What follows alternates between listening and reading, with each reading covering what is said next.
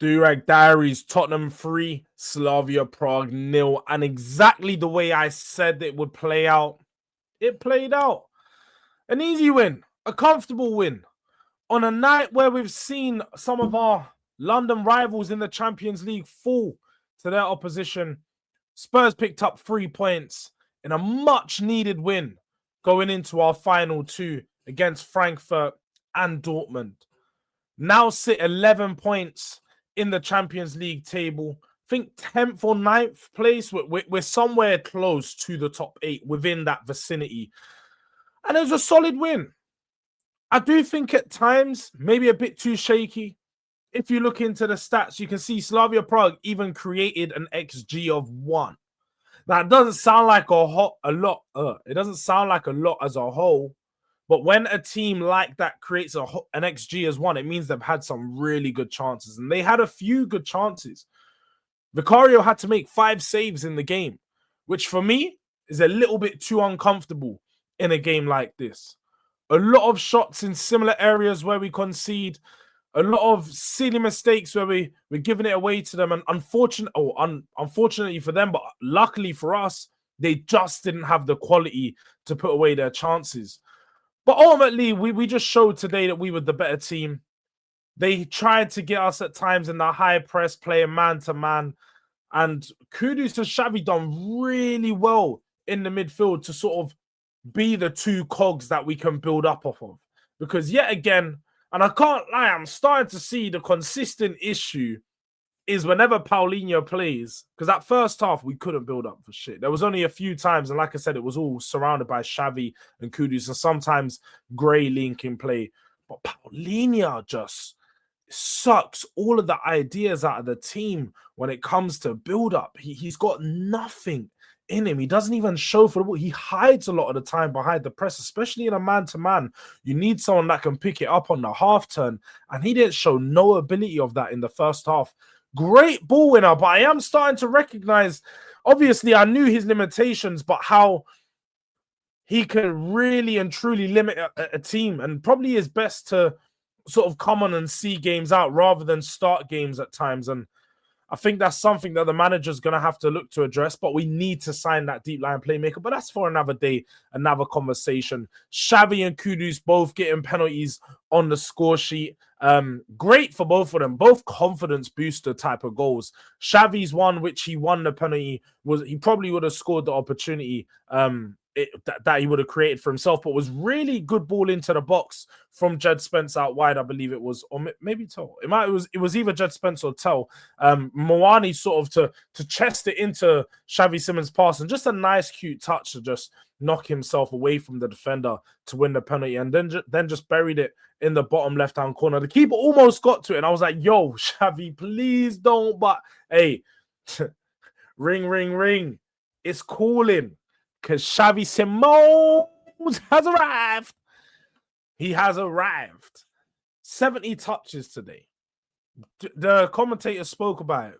Physically, just he's ready. He's ready for the intensity of the Premier League, the Champions League. Physically, all over the place. Was getting stuck into battles, winning a lot of fouls. It was the white shirt was brown by the end of the game. It was brown. It looked like a man had shit on himself. Like, that's how bad it was. He was thrown all over the place, but continuously just battled and showed that he's really got that energy to play the full 90-minute game. Expect to see him start again on the weekend, because we just looked so much better in the build-up, the patterns of play, the little 1-2s, the interlinks. At times, I was thinking, yo, this is some fluid football. But again, I feel like it only happens due to the quality of players we have against the opposition like Slavia Prague. And again, against the opposition of Brentford, when we go up against better teams, we run out of ideas, because these teams have better systems that will shut out all the creativity that the individual players will have. And to rely on that consistently for those guys to create in Xavi and Kudus, especially when you only have those 2 guys, it's just not enough to get you through some games. So I'm not fully convinced still. I have to be honest. That performance still wasn't fully convincing.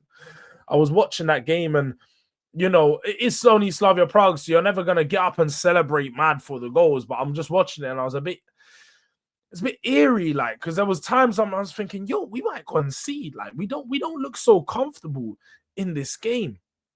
But it was a good, entertaining watch. You know, it was a far cry from the 0.01 and the 0.07 XGs. From the first minute, Richarlison should have scored with a nice, and that's what I feel like I'm starting to notice about this Spurs team. If they start off the game well in like the first 3-4 minutes, you're gonna get a good game from us. But if we don't start off well in that 3-4 minutes and it's cagey and we're doing stupid things, we make mistakes, the passing's a bit wayward, you know the rest of the game is off.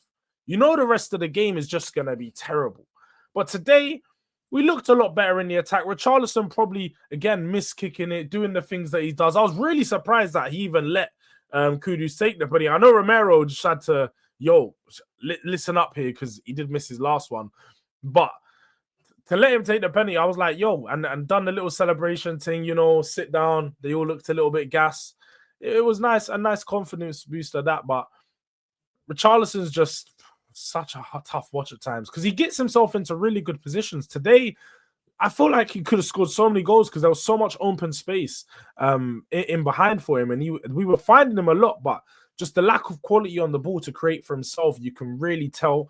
And talking about tell, I was really impressed with when he come on. Great to see him get admitted into the squad finally because we found out that Solanke's probably still going to be out for another month or so. Don't know what's going on with that guy and his ankle injury. It's just a Spurs curse at this point because this guy was never had injuries for about 5 years. He had majority of his injuries at the start of his career. Had a few at Bournemouth, maybe 2 or 3, was injury-free more time.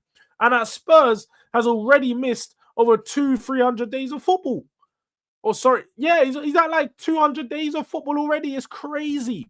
Crazy stuff. I don't know what our medical department is doing, but Tell is back, got admitted into the squad, and I can't lie, I've been calling for him to come onto this left wing for a while because I know he's a lot in comparison to Odegaard, he's a lot more decisive with what he does. He's instinctive. He's got a great ball striking ability, I should say, and he's got an idea for like a cross, and he knows what he's doing. I can see more attacking threat from him naturally. So when I saw him down on that left wing, he's running at his man. Instantly, as soon as he got on the ball, beat his man, put a ball into the box. Same thing again. He didn't really have the ball in a great position, but stood him up. Again, asking the defender a lot of questions. Should I go left? Should I go right? Chops it inside. Keeper saves it. It looked like it was bending into the bottom corner, but Tell looked really positive when he come on the pitch, and I'd like to see a little bit more of Tell. I'm not gonna lie, because Odegaard was good today. I think he was good. He was positive, good on the ball, tidy. One thing that you can give to Odegaard is he doesn't lose the ball a lot. Whenever I watch him, he consistently knows how to recycle possession, knows how to keep possession, just keep the ball moving down that left wing. So he's very safe. Only done one incorrect pass in his 70 minutes on the field, but was still quite active in keeping the right back busy. But today was a tough game. I'm not gonna lie, it was still a very tough game. Like they had us up in the physical battle, caused a lot of yellow cards, sort of just doing the rough and tough thing to try and disrupt us, and we fought through it. And ultimately, look, we got the 3-0. I wanted a 3-0 win. We got it, so I can't complain. The team done the job today, and yeah, we'll take the 3 points. But performance, as much as the result was a 3-0 win, I think we need to try and compose ourselves at the back a lot more. We're getting a bit more of the chaos back, the chaos Spurs from last year, where it's to and fro, it's basketball, transitional football, and I don't really like that stuff. I don't like it. So we need to find ourselves just controlling games, keeping possession, moving the ball, just sucking the energy out of teams at times. So I'd like to see that a bit more. But look, it's a positive. 3 games unbeaten after the horrible streak that we was on. And going into the game at the weekend at the City Ground, Nottingham Forest, Wolfie. Hey, this is a game I've been looking forward to. So I hope that we can take this confidence booster into it. They're playing on Thursday, so it's going to suck the energy out of them, and we can look forward to this game. But make sure you guys subscribe to the channel. Make sure you have liking on the video. Let me know your thoughts in the comment section on the performance. Was you impressed? Does that bring you back to Thomas Franking because we got a 3-0, or are you where I'm at? And it's a bit like performance wasn't great, but the result is more important than anything right now in the Champions League anyway. Yeah, man, look, people, until next time, Durag Diaries, we're out.